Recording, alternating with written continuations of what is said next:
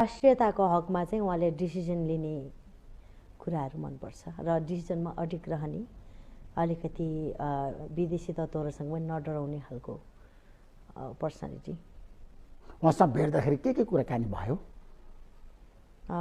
Normal, तपाईँसँग भेट्दाखेरि नमस्कार दाइ, के छ हालखबर, सन्चै, त्यति नै हो। अरू कुराकानी के भयो? राजनीति विषय राजनीति विषय यस्तो हुन्छ, म त्यो राजनीति विषयवस्तुमा कुरा गर्ने काबिल छु जस्तो लाग्दैन मलाई। अहिले पनि तपाईँले अब गीत सङ्गीतकै बारेमा सोध्नुभयो भने म कम्फर्टेबल हुन सक्छु। अनि राजनीति कुरा गर्नुभयो भने म चाहिँ त्यति धेरै अब काबिल पनि छैन र म त्यो आफूले नजाने गाउँको बाटो नसोध्नु भने जस्तो होइन। ओली तपाईँलाई मनपर्छ, कारणहरू बताउनु भयो होइन।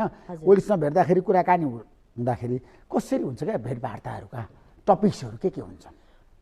त्यस्तो हजुरलाई लाग्छ र उहाँले आफ्नो हुन्छ नि त्यो महाधिवेशनको बेलामा आफ्नो प्रतिनिधिहरूसँगै नै उहाँले समय दिइरहन नसक्नु भएको बेलामा एउटा कलाकारसँग बसेर एजेन्डाको बारेमा कुरा गर्ने फुर्सद उहाँलाई छ जस्तो लाग्छ हजुरलाई?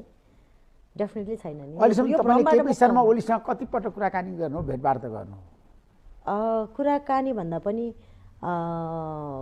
कुराकानी त्यस्तो कसरी गर्ने मैले भने कि